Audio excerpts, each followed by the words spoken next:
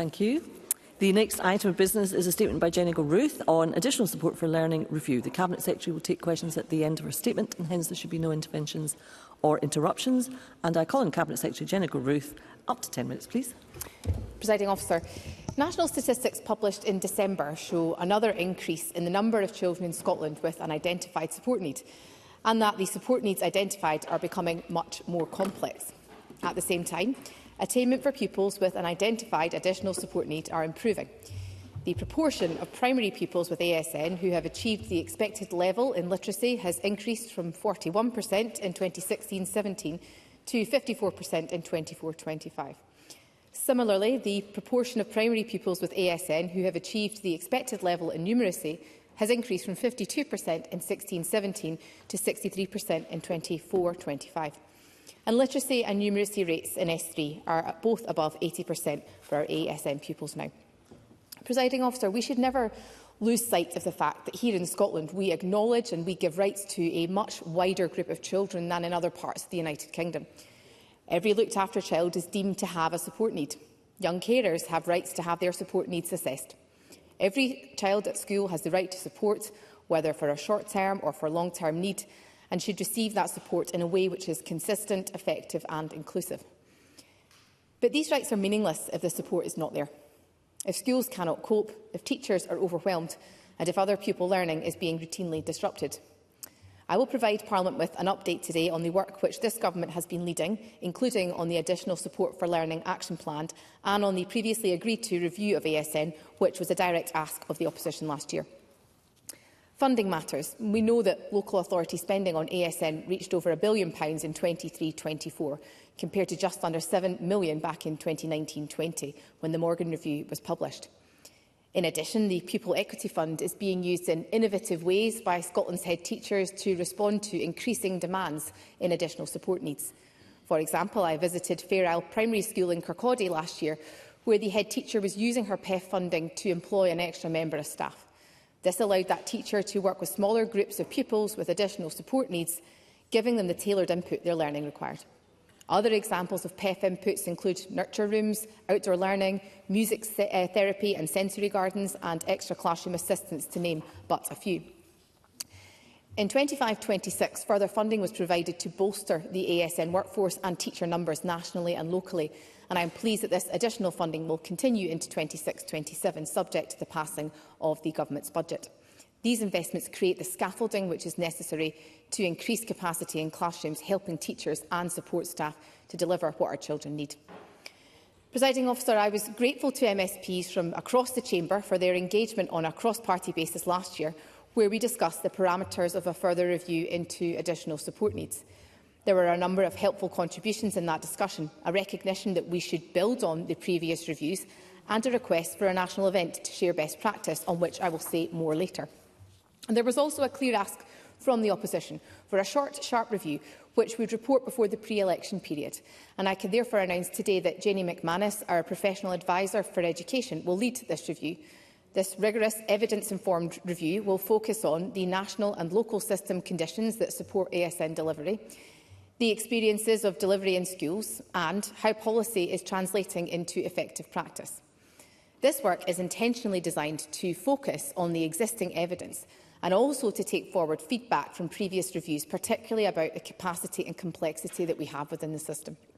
And the priority is about identifying what needs to happen next to strengthen delivery.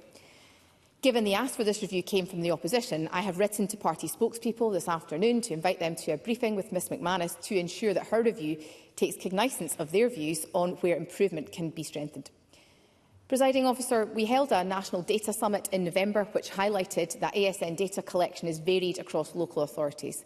Members know that ASN measurements can encompass a wide range of needs, which can be defined and met in a wide range of ways. That is demonstrated by the 2024 statistics, where the overall ASN rate in local authorities ranged from 27% to 52%. And it is therefore important that we support consistent reporting to ensure we have an accurate data set from which to drive improvement. That's why I announced in December a new national programme to improve ASL data. This work will improve the breakdown of data into meaningful categories and strengthen the quality and completeness of school-level reporting. It will also include practical support and targeted guidance on categories to create consistent approaches across Scotland to the recording of additional support needs. That matters because it will also help us to understand the extent of issues and challenges and also to identify localised pockets of need. Presiding Officer, we also have better support for the teaching profession. In many schools across the country, our ASN cohort is over 50% in classrooms. The necessary differentiation which is required in lessons, and has always been a feature of our learning environments, has increased as identification rates have improved and our approach to inclusion has rightly broadened. But a key priority for the new Centre for Teaching Excellence, which was identified by teachers themselves, is additional support for learning. And I can announce today that this spring, a dedicated research hub on pedagogy for inclusion will open, with a specific focus on additional support needs. That hub will provide accessible resources and professional learning, which is aligned to the priorities of teachers which they have identified themselves. Teachers will be able to access the latest research and evidence through briefs from the Centre, receiving structured support to apply insights to their own practice, share findings, and also to learn from colleagues across peer networks. And I am pleased that there are already a number of teachers seconded to each hub who are acting as a point of contact for schools, for colleagues, and supporting participation in networks and events. This work builds on the national support from Education Scotland, who we have funded to deliver a national ASN teacher professional learning programme over the past 18 months.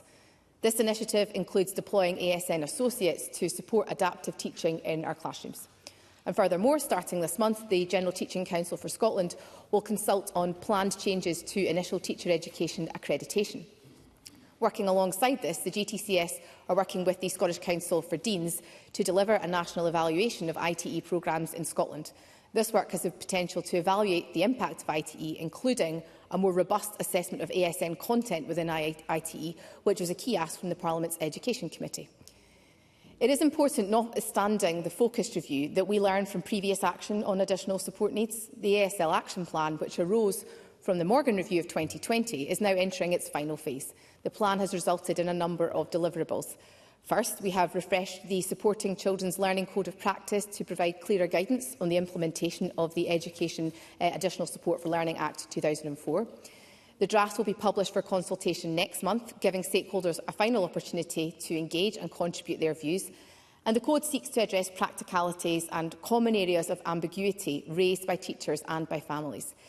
It explains how the law should work in practice, including identification, planning, coordinated support plans and dispute resolution, and it is central to consistent delivery.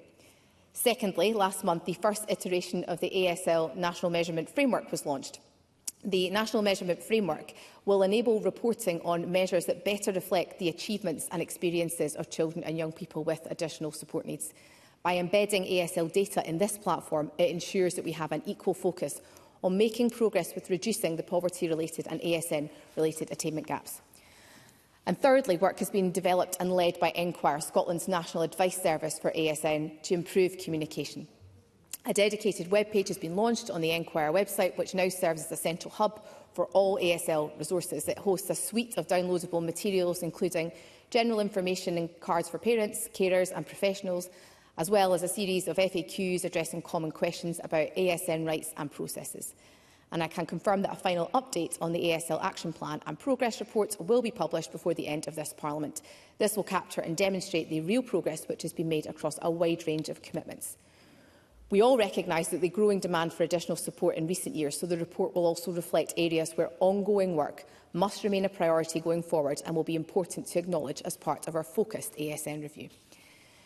Presiding Officer, there was a clear ask of Willie Rennie, who I know is not in the chamber today, but for the Government to hold a national ASN debate, and I'm very pleased to share with Parliament that event is now scheduled for the 12th of March. We will also create a digital space to include an interactive platform whereby materials can be uploaded and accessed by participants from the event and from the wider system. That will ensure that we capture the event is not a one-off, and we capture rather a catalyst for continuous improvement, supporting teachers and councils to share updates and build on the good practice of what we know is working best. Presiding Officer, our values remain true. As a government and indeed as a parliament, we are committed to inclusion, equity and ambition for every child. Since 2020, we have made progress. Investment is at record levels. Professional learning for teachers has been strengthened. Data collection is improving. Understanding culture is changing for the better.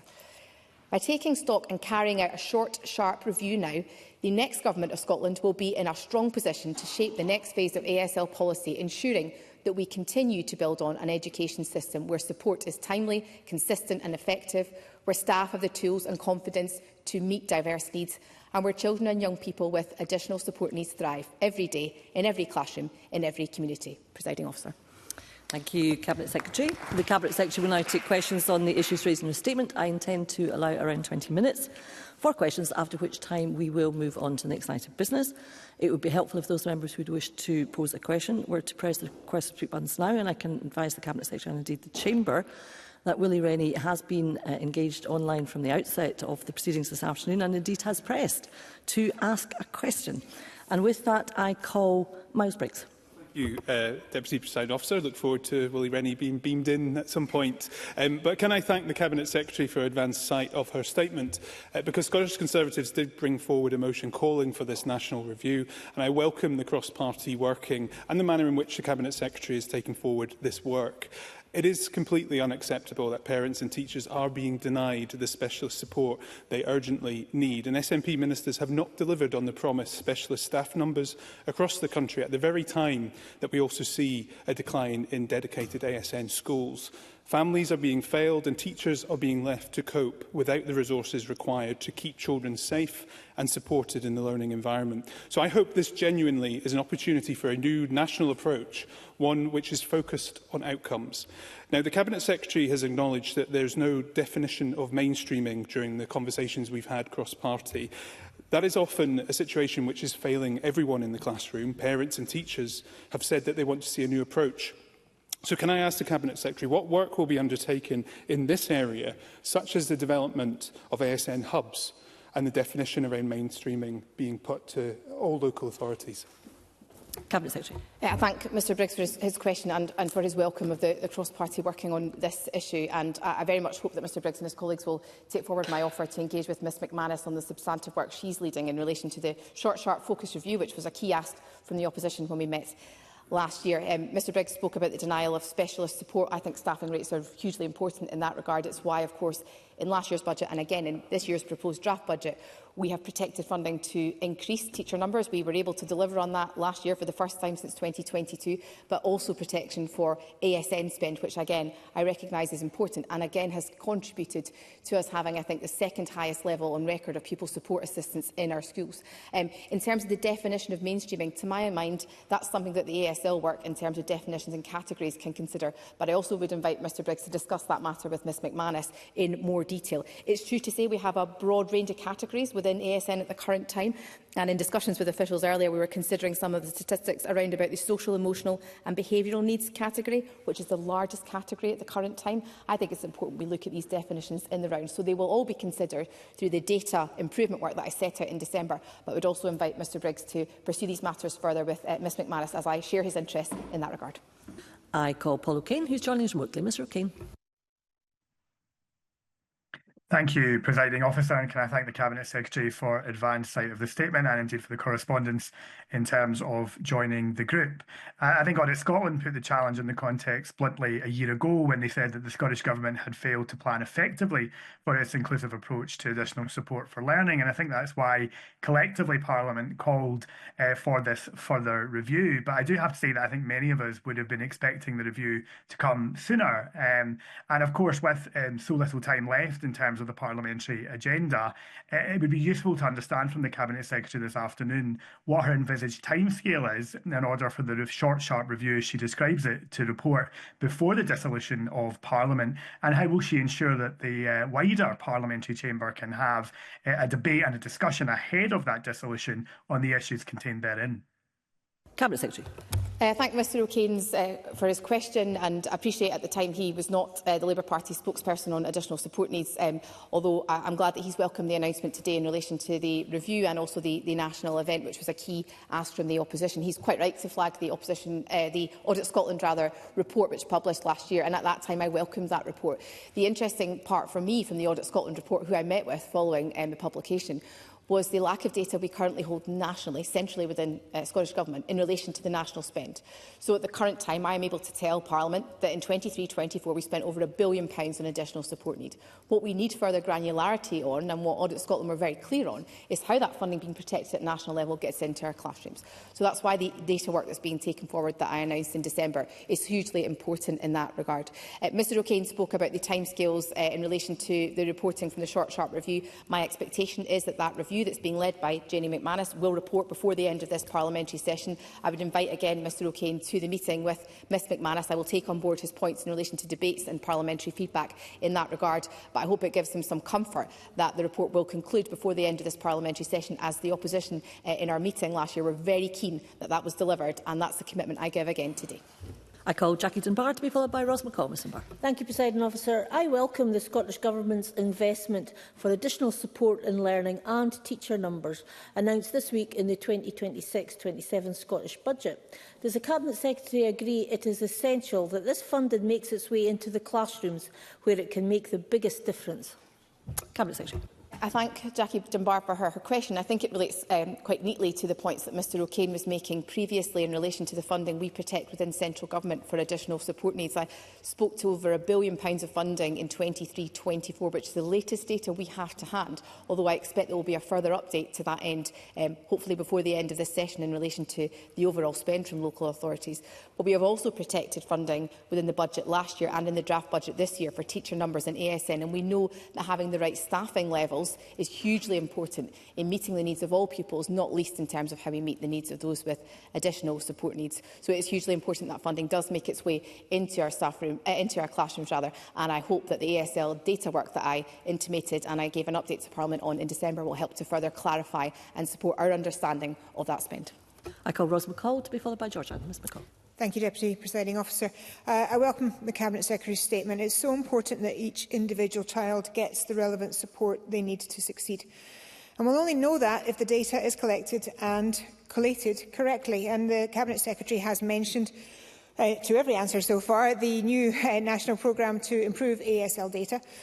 But I'm concerned that issues in CAMS and a lack of a coherent mental health diagnosis framework means that we're not fully aware of all the children that is needing additional support. So how will the Cabinet Secretary ensure that this data collection, and indeed the proposals that come from it in the review, will include all relevant children? And will she agree today to review the pathways of ADHD and autism? Cabinet Secretary.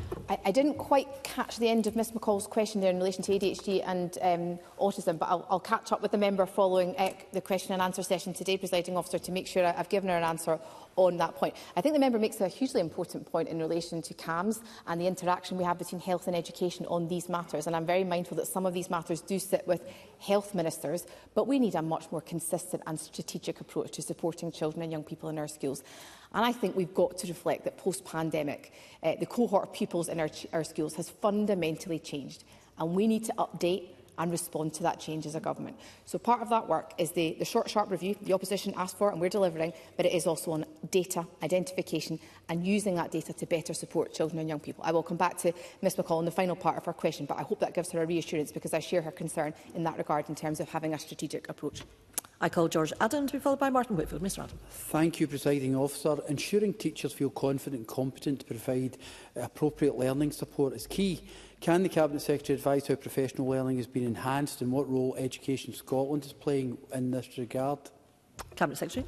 I thank Mr Adam for his question. It's hugely important that the teaching profession is supported in responding to the changes we have seen in recent years in terms of the increase in the number of pupils with an identified additional support need. The Government has provided additional funding to Education Scotland, as I mentioned in my statement, to help develop, lead and facilitate a national certificate in ASN teacher professional learning. The funding has also been used to appoint 10 ASN Education Scotland associates who are focusing on differentiation and adaptive teaching.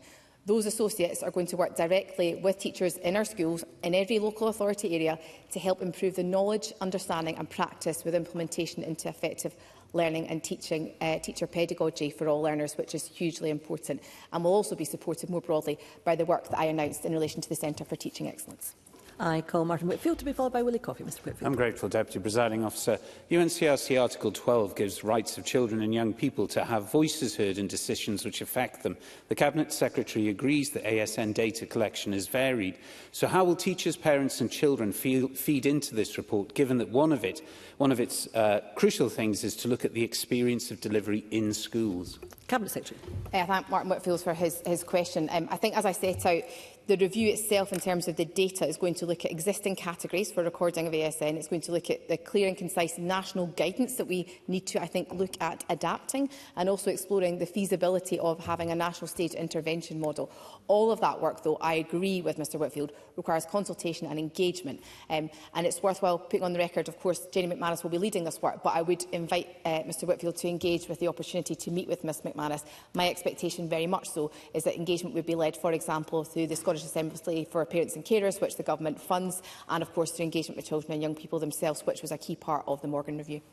Willie Coffey to be followed by Patrick Harvey. Mr Coffey. Thank you. Can the Cabinet Secretary say just a little bit more about how the Scottish Government promotes inclusion in the work we do on additional support for learning in our schools, and how do we compare with the approach being taken elsewhere in the UK?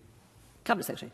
I thank Mr Coffey for his question. We do have a very progressive and an inclusive approach to education in Scotland, which is supported by a strong legislative framework. And to ensure that that inclusive approach is a reality within our schools, we have to be flexible and adaptable, and we have to listen to the education system. And I think part of the update today, Presiding Officer, has been about reflecting the need from the education system in changed approaches that will be delivered in the future. Mainstreaming remains a very central pillar to our inclusive approach, and I think still has collective cross-party support, but it is fundamentally, to my understanding, how that is resourced on the ground and how that is delivered for. The approach we have in Scotland does differ from other parts of the UK. So, for example, in England, the legislation is largely confined to only supporting children with disabilities, but in Scotland, we have a rights-based approach which takes a much broader view, and the ASL Act of 2004 provides that any child or young person with a support need can have that need considered and met. But I go back to the points I've made in my statement earlier today, Presiding Officer. It is about how children and young people and their families experience that, and so resourcing and funding is key in that regard. I call Patrick Harvey to be followed by Willie Rennie. Mr Harvey. I think it's worth just congratulating both teachers and young people themselves on the improvements in literacy and numeracy that the Cabinet Secretary mentioned in our statement, and I'm sure that's something we would all welcome. The Cabinet Secretary acknowledges the consensus there is for a further review, but we would all want that review to be about solutions rather than just restating the problem. So will the Cabinet Secretary commit that the review will consider one solution, which is removing the overly restrictive statutory criteria for coordinated support plans? By removing that from legislation, we could help to ensure that more young people can access the support they need. Cabinet Secretary. I thank Mr Harvey for his question, and I share with him in congratulating the achievements of our pupils, particularly those with an identified additional support need. That progress is to be welcomed in relation to the improved attainment that we see in that regard. Mr Harvey also spoke to solutions. I don't want to prejudge the outcome of a review that's being led, of course, by Jenny McManus as our professional advisor, but I would again encourage him and colleagues in his party to engage with Ms McManus on that solution-orientated focus, which I would very much expect. I do think we need to be mindful that we've had a number of reviews in the space of ASN, so a key ask from the opposition at the roundtable we had last year was that we use the learning from those reviews to inform what comes next, so that learning will not be lost. He makes a key ask in relation to coordinated support plans, which of course his colleague Ross Greer has been pursuing with me for the best part of the last 3 years, and I share his interest in that regard. And whilst there is a statutory footing associated with those plans, there are other ways in which individual needs can be met in schools, and I think it's important to say we've seen an increase in the individual support plans that can also exist. But I hope Mr Harvey takes some comfort from the fact that the consultation on the coordinated support plans will close before the end of, will launch in February, and we will be publishing over the summer the updated results in that regard, which will take on board the points that he has made today. I call Willie Rennie, who's joining us remotely, to be followed by Rona Mackay. Mr Rennie. Thanks to modern technology, I'm beaming in from Cooper to everybody's satisfaction, hopefully. I welcome this positive plan. I think there's a welcome set of measures. I met with the Cabinet Secretary's officials just this week to discuss the National ASN event, which I think will be a good step to share best practice. I hope to meet Janie McManus to discuss the review. But the pressure in the classroom is a major part of addressing the challenges that we face. And the EIS strike action just closed this week. So can the Cabinet Secretary update us on what further steps she's taken to avert that really damaging strike action that may come as soon as a few weeks' time? Cabinet Secretary. I thank Mr Reddy for his question and for beaming in from Cooper. I think in relation to his points on the ASN event, I have to give him credit. This was a key ask from Mr Rennie at the round table with opposition, that we had a national event to share good practice and that we used that to elevate what we have all witnessed, I'm sure, as MSPs in our own communities and constituencies, whereby head teachers and teachers are taking forward really fantastic work to support children with additional support needs. I gave examples from my own experience, and much of that is being funded, I should say, through the Pupil Equity Fund.